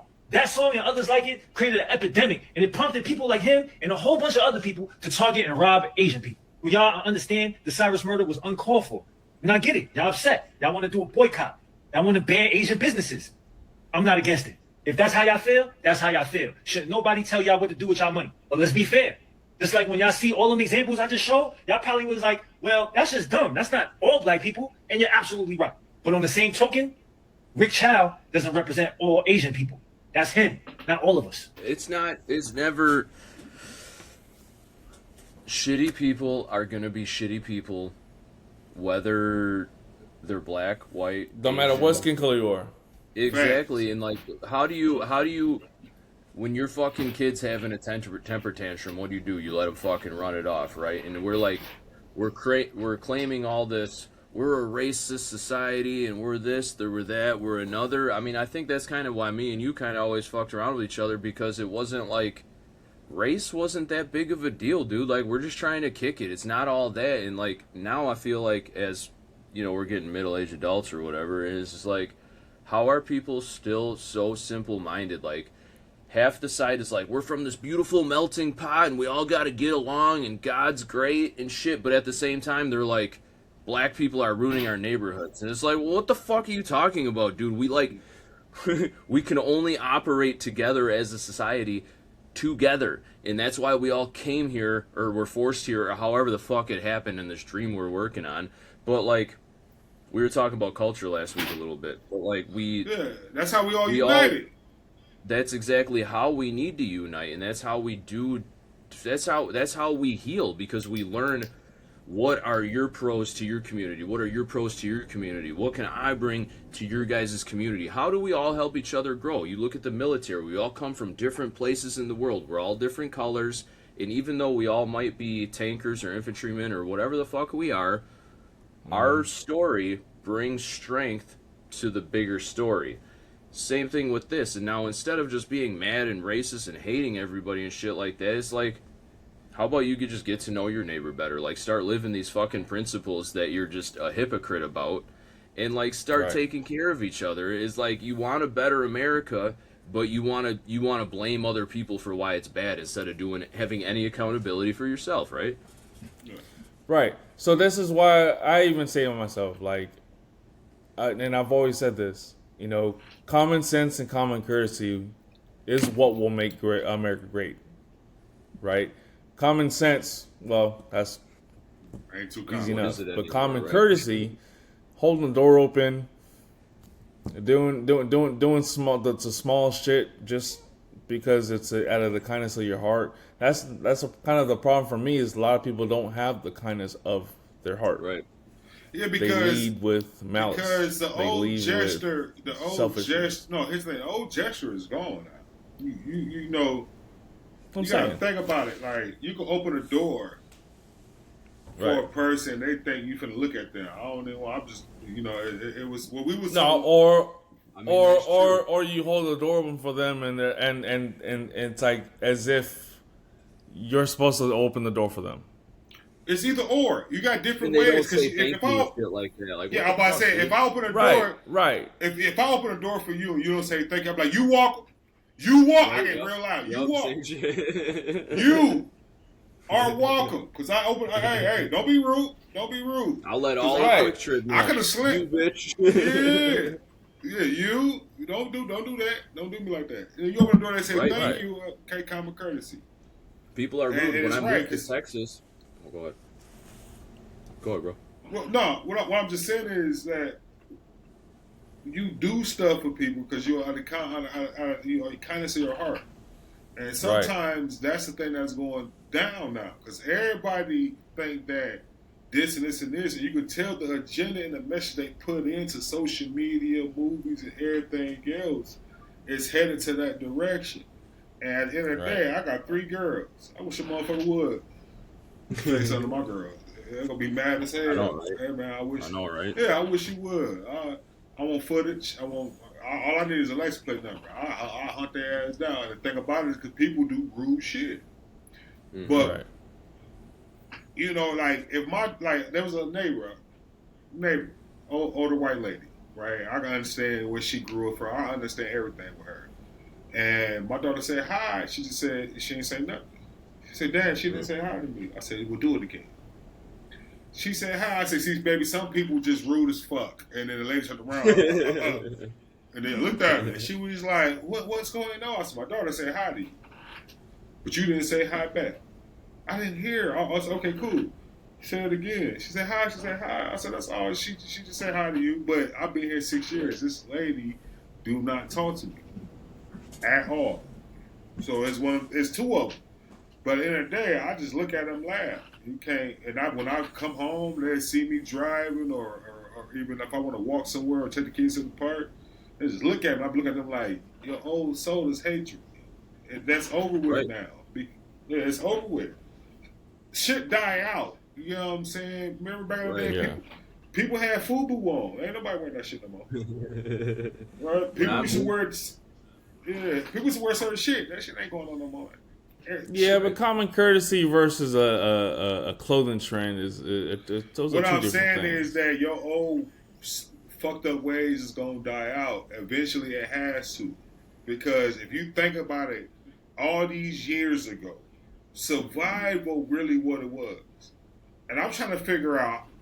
You know, I smoke a lot of weed. I'll be trying to figure out how the fuck we have to pay off the land that thousands of years ago our ancestors didn't have to do none of that shit. All they had to do was wake up and live on the land and help the land grow. To now where we have to pay for shit that we can grow. You telling me I can't grow vegetables? I can go own a cow. I can buy a cow. Like, you got to think about now is we got to pay for everything. We pay for food to get delivered to the house. Right. We're going backwards on it with technology and shit like this. We're letting ourselves get too lazy and like you said. Yeah, exactly. It's the convenience of everything, right? Yeah. The convenience is the reason why now there's Instacart and there's DoorDash and Grubhub and all this other shit. But it's like at the end of the day, we should be living on this land, bro, at the end of the day for free. We all stressed out for a reason. Life is crazier now way before, because guess what? We all should be. Our ancestors lived on this land for free. Everybody helped everybody back in the day. Everybody traded. Community was. Yeah, community was trading bargain. Okay, you might grow better shit than me. I might grow some shit, or I might have some shit you want. We can swap and trade. That's what homesteaders do. Yeah, but they taking that shit away. Yeah, they taking that shit away They make it hard. And that's where, like, certain counties, like, I mean, can you guys own chickens? Yes. Yeah, okay. Certain county, you can have, like, maybe up to 2 or 4 or whatever, and I had chickens when I lived up north, and, like, that's the first step in, like, what the fuck have they been doing to us type shit, because that's exactly it. Like, if I got a neighbor that likes farming and I like sewing, we barter, and that's how communities stay together and shit like that. And now we decide to stay in cities and separate our kids and our families in different schools, and like we have no more sense of community anymore. No, we don't. But the here's the funny thing is, like it all really depends on where you live and who your neighbors are. Yeah. Right. My neighbor across the street, I'm assuming that they have relatives that have, land where they grow vegetables and stuff. Neighbor across the street brought us some freshly picked grapes. Hell yeah, from someone's, and hey, make sure you wash it. We just picked it off the tree or off the vine. The neighbor next door to me, he's a mechanic. They also have ranch property in Salton City. He's. And then I got the other neighbor over here who's a landscaper. Will ever so often come by, and he was just out here right now doing some landscaping at another person's house, and then I guess got my car all dusty, so he started to use his leaf blower on it.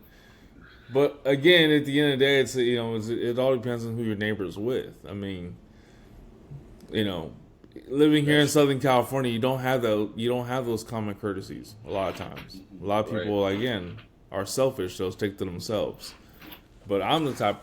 And that's just going back to what we're talking about. It doesn't matter what race you are, doesn't matter what political affiliation you have, or don't matter if you're a veteran or you're a civilian. If you're a shitty person, you're a shitty person, regardless. Mm-hmm. Right? Yeah. Whether you support Trump, you don't like Trump. Like I've always said this too. I don't care if you like him or don't like him. If you're a shitty person, you're a shitty person. Bottom line. You can take all this other shit out of the equation. If you're a shitty person, that's it. Shitty people like that, they do become doctors, they do become police officers, they do become nurses, they do become these jobs that we put a pedestal on. Right. And really, it's just like, no, that dude just failed at high school football, so he became a cop. Right. Hey, I know who some of the people you talking about.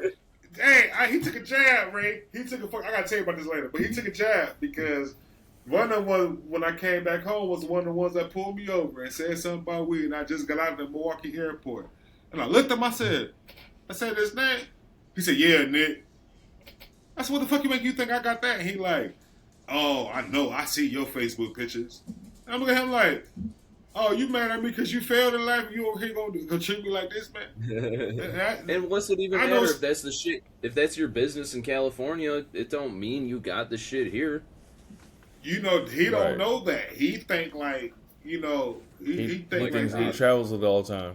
Yeah, because Red tell you, I'll be here, I get free shit, this, I do, I get samples, I get shit, and I come to your house with it. That's nothing, but in this state, I could obtain that. I can't go to jail for that. But when I fly to Wisconsin, I'm like, I'm not going to come here on vacation and leave on probation. Damn sure not in this state. Because it's a reoccurrence where your ass is going to jail. You'll be on probation for 10 years. You signed up for 2, and they'll find something to get your ass right back in it. No. So when I got there, and I just left the airport and got pulled over, and I know what he was talking about because when he said that, I was just like, it's funny because there's multiple people who was unsuccessful in sports that are now police officers, and there's some people who was painted as a Christian and became a police officer and was robbing drug dealers. We ain't gonna say no name. I love some of my favorite people are cops. I trust with some cops with my life, and I know some fucking good cops that really do believe in other people and accountability. I also love a lot of nurses, even though I'm a paramedic. I know some great nurses. I know some good nurses that are better than a lot of doctors. However, I like to make the joke that a nurse and a cop, they're the same shit. That's what women go to, and that's what guys go to. It's like, oh shit, well this didn't work out. Let me find an easy job and then just do it. And half the people, they become a nurse and they don't know how to actually take care of somebody. Half the people become a cop. They don't actually know what it means to fucking serve others. You know what I mean? Protect and serve, yeah. Mm-hmm. A group of so-called black activists, they decided the proper response was to start calling Asian restaurants across the entire country. Place big fake takeout orders and never show up to get your food. In respect to him, we're calling Chinese places, ordering food, and not picking it up. We ain't talking about no one order. We're running it up. Justice for him, okay? All right, y'all. Somebody had a great ass idea, and I'm implementing it today and probably every day for the next week. Yeah, that little Asian boycott we doing, we about to take it a step further. Here's what we're doing. We're calling all of the Asian takeout places. We're placing a big ass, fat ass motherfucking order, and we're telling them we're gonna pay when we pick it up. And then what we're gonna do, we're never gonna fucking pick the shit up. This is their version of resistance. They're not even targeting the actual store owner. They're just going after random Chinese and Asian restaurants that had zero involvement with the case. They're wasting food, wasting the restaurant's time and money. Then they're going to scream racism and be all damn shocked when those same restaurants start requiring payment up front or stop taking orders in the area completely. This is the exact behavior that creates the damn stereotypes that they claim to hate. When you collectively punish an entire group of people for something that one person did and do it in the most childish and destructive way possible, you don't get to cry racism when people start protecting themselves. This isn't activism. It's low-impulse tribal warfare that hurts everyone, including the very communities that you guys claim to represent. Businesses, they see this behavior, they make rational decisions. They're either going to raise prices, require upfront payment, or leave the area completely. Real justice doesn't look like this. This is just more proof that some people would rather burn everything down than accept a court verdict that didn't go their way. First of all, why he get so damn aggressive so damn fast? They're going to start. Hey, listen, if they call him prank calling, that's a prank call. That's what it is. But okay, hold on though. A prank call? Okay, I'm gonna say this. I'm gonna say this. Prank call is harmless. Yeah, that more you calling, you pressing the order, right? I already know if I call and press a big ass order, they don't cook it till I get there. They can tell me whatever time they talking about. Business ain't finna waste no food. Yeah, business ain't finna waste no food. They do that every time. They'll be like, "You'll be ready in 15 minutes or 35 minutes." You get there right when they say, and you wait that entire amount of time. Yeah, you wait that whole time. You might just walk in. Business ain't finna waste no food, so it's kind of funny. He like, we gonna prank call. Right. That's just stupid. You basically No, it ain't. He didn't say prank call though. I'm saying you keep saying prank call. It ain't prank call. To black community. I'm stating, you gotta know business, man. You calling these people, we gonna order. I'm gonna call a Chinese restaurant right now and order one everything on the menu. They gonna be like, this shit ain't never happened before. You know, okay, right. What's your name? Lakeisha? Bring your black ass down here and make this payment. Yeah. And don't bring no EBT either. Yeah. Come down here and make this payment first. Then, what's it just say? Yeah. You order something and you like, they it's customer service. They sit there with you. Yeah. I just think it's dumb that's the first thing you come up with. Not you. Right. Not you. But that's like these women. This is the first thing they come up with is, I'm gonna call a bunch of Asian Chinese restaurants and and then not come up and come pick up. Like, it would be different if, where's the fucking logic in that shit? Like, if the restaurants were like, oh, Chow is, like, he didn't do it or what, if the restaurants were coming up behind him, then it makes sense. But there's Americans are so ignorant. Yeah. They don't know the different types of Asians, Middle Easterns, blacks. Why we don't even know our own fucking background, dude, and we're gonna pretend like we know other people and then base and do shit like that. It is more than a prank, and that's coming from someone. I love prank calls. They're harmless, they're fun, and that like, if they do make it before, like, you are fucking up a business that's probably already struggling a little bit, but it does kind of make me want some Chinese food now. Like, it is stupid. Is it harmless? Not necessarily. It could be, but not necessarily. You could fuck up some businesses like that, especially if they move it. People, because they see it on TikTok, so people will be doing it in Mississippi and Texas and California, not just the area around South Carolina. Like, that makes it any different. You know what I mean? Not California. Don't say California. Right. I'm gonna tell you why. There's too many pho restaurants, Korean barbecue. They say boycott Target. I shop at Target. No. When I want to get my daughters them something, no, I'm not gonna stop giving them something because y'all just say stop. No. Oh, don't go to H&M. They ain't never had my size anyways, but they had my kid's size. Right? I'm a big ass person, but at the end of the day, that shit was affordable. Fuck that. They look good in some H&M. I ain't finna sit here and be like, no. Right. And it's also hard to even stop anything Asian. All our shit made in China, Vietnamese. Come on now. Right. I got on Jordans. That shit is made in China. I'm gonna stop Asians. I'm gonna stop buying these motherfucking Jordans. Y'all got me. Hey, what's that? What's the inside of that hat say? Made in China. I know. I told my kids this. They were like, "Dad, everything's made in China." Like, yeah, I appreciate it. You know what I'm saying? Well, when I got my Tundra, I had a 2018 Tundra for a little while, dope truck. But when I got it, someone, I won't say, but a family member was like, "Get that Chinese piece of shit out of my house," and I'm like, it was made in Texas. You live in Texas, dude. Like, you fucking stupid. Get your ignorant ass out of here, because I had a Mitsubishi Galant. That's Japan. You know what? That car was better than the damn Ford. Well, Toyota is Japanese. You they ain't even Chinese. Well, right. Even different. Which, in, like, we all know that, like, Toyota and Honda, like, I drive a Ford. I got an F-150. I don't really like it. But everybody knows that Toyota, just good cars, Right. I want less maintenance. Right. I want to have a good car. What's the point of that? And at the end of the day, here's the thing about the world. I think we're the only generation that can connect with everybody in the world. And we shouldn't do the old school shit where we just blank out, focus on this, focus on that. Nah, let's connect, because that's what make us special. Like you said, we all eat each other's food. Yep. Yeah. And that's where I find my most happiness is in other people's food, dude. Yeah, we love it. It's to the stomach. Even if your soy sauce is from Wisconsin. hey, even if your soy sauce from Wisconsin, right? You still you still eat that shit. And what's the problem? We all can't just get along. Right.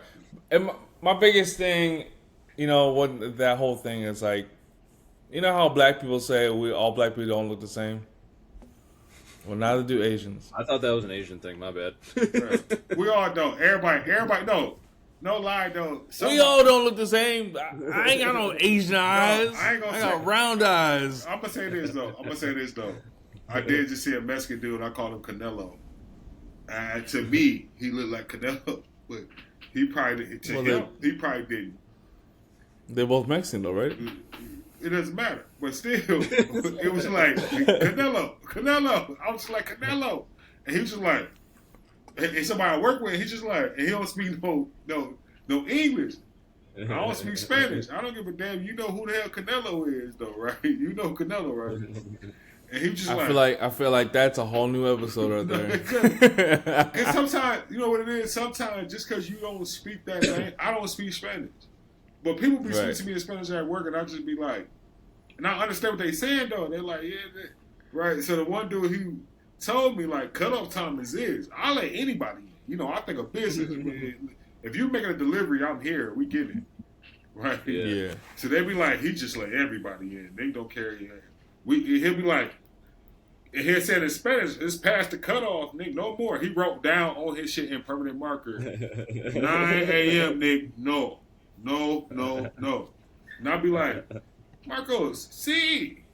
And he just be like, no, Nick, no. And I'm like, fuck that. We gonna get this order, goddamn it. Shit. Somebody needs some tortilla cheese.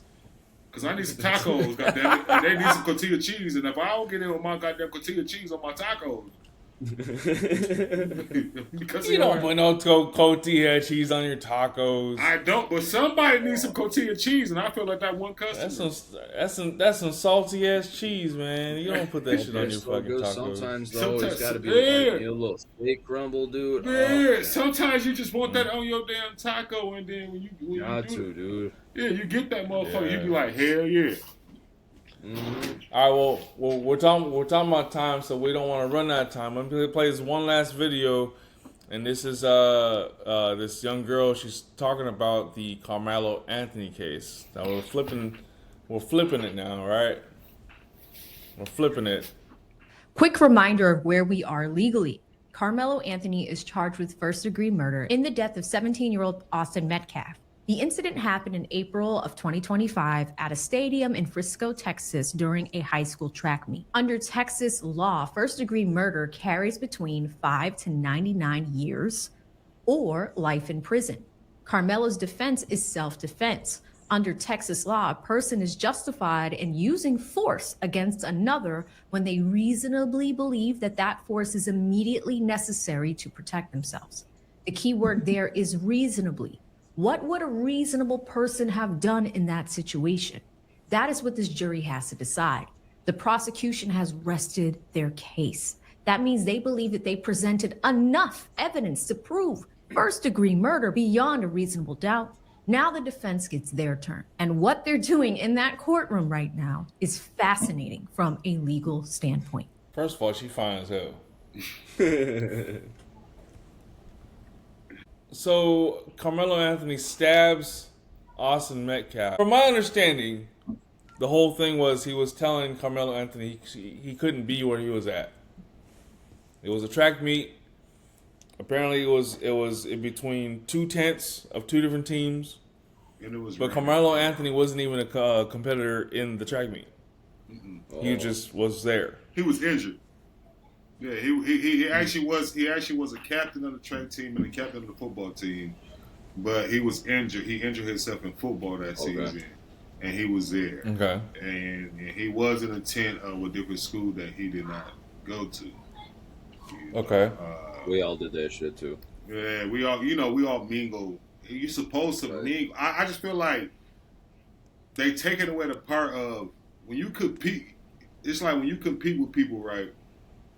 Other teams, Sid could tell you we compete with other people, other teams, and then we'll get cool with these people, and they be like, it's a party somewhere, and then we at Oak Creek partying with them, and then we hanging out with them, and we tell them it's a party race here, and they come out, they party with us, and then we got to play football or basketball together or compete with each other, and we out there still saying we're going to dust your ass off. But a lot of the story to me sound like Kid Bender at the time, your team sucked. You're supposed to say that, right. But,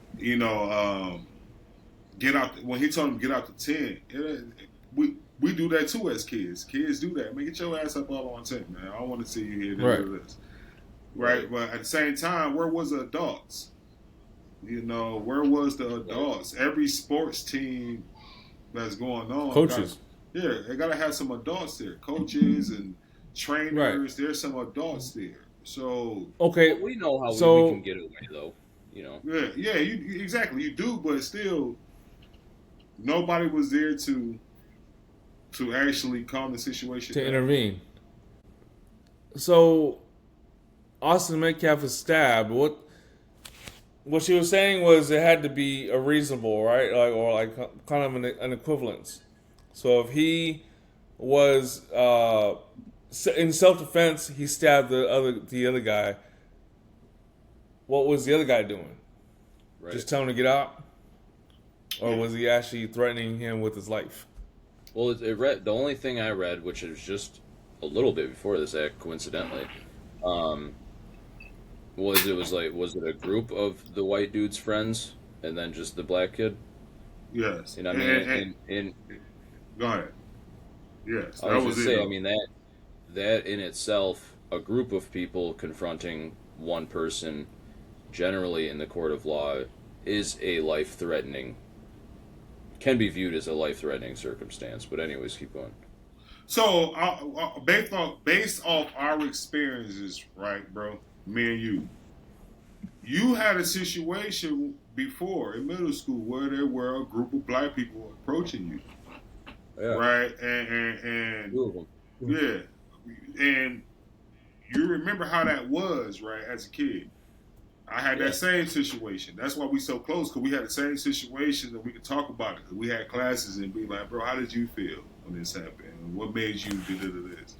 And the thing about it, that's the same situation they had in Texas. The only difference was somebody pulled out a knife and stabbed. When it comes to this West Coast, you got to remember, a lot of people had weapons. At that age, see, when we was that age, we didn't have weapons. We used our hands. Right.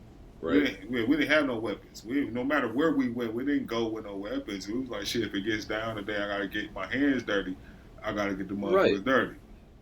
Kids nowadays so soft that weapons is the first thing they go. Weapons is the first thing they go to, and that don't understand defense, don't understand how to use the weapon, none of that. Anybody gonna get you know. And I feel like yes, the guy did something. And they trying to act like he did not do it. He did something to where he had. But he did something to justify being stabbed, or he just did something. He did. Well, right, because this is what I want to say after watching that video, like something from my experience that I'll tell you wholeheartedly. White people are generally pussies. You know, so like what would... Were they actually threatening his life, or was he getting scared for something? But like you just said, was it worth his life? You know, and we weren't under the bleachers. No, exactly. Nobody was under the bleachers, but people who been there know situations they've been through, and that's my thing. I'd rather hear from people who've been through there, because we've been through there. We've been in situations where, they're gonna run up on me, right? And I gotta defend myself, or I gotta do this and this and this. And when I hear people go ahead. You try to keep yourself out of the situations too. Like, yeah, we might be a little mischievous and want to cause a little bit of trouble, but sometimes, like, becoming an adult is part of thinking and not getting yourself in trouble on purpose, whether it's swallowing your ego and not fighting, or you know what I mean? Like, it's just the little shit like that. Like, even if I want to go talk shit to that person, make them feel bad, maybe I don't fucking need to, because people are psychopaths, and looks what happens sometimes, you know? Like, you never know. Right. But you know, as a kid, your ego is crazy. Again, what was Austin Metcalf's actions justifiable to get stabbed? Well, I mean, you're playing a defense of his friends, right, versus the one kid, because no one else was under the bleachers. He probably didn't deserve to get stabbed because he was a kid, just like the other kid was, you know. But if we weren't under there, now you got the dead kid and his 4 or 5, however many friends. They're gonna articulate the message however they want. The one black kid against himself, and it doesn't even matter about color at this point. It's friends versus one person. They're gonna change the story however they want, you know. And which we seen the and guys. And honestly, I just don't see how it's, you know, color Color doesn't make sense to me here at all. Yeah. No. You did something bad. You know, whatever the case might be. It's not fucking that. Rick Chow, go to jail just as much as fucking real life. Anthony Let's should just be be in honest. jail. Real life shit.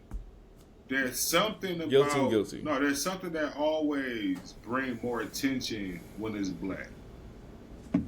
Because they keep forgetting all the other crimes that happen. But if you can bring it on that it's black and make something out of it, then it's something. Judging a person who, my oldest brother died at 17 years old back in 95.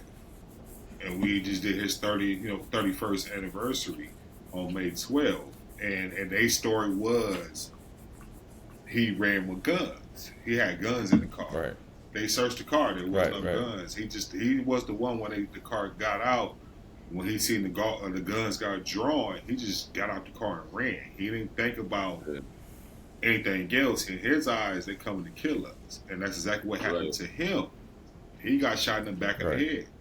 We won $1.6 million out of it, but at the end of the day, I lost my brother. The money don't account for the fact that he's not in my life.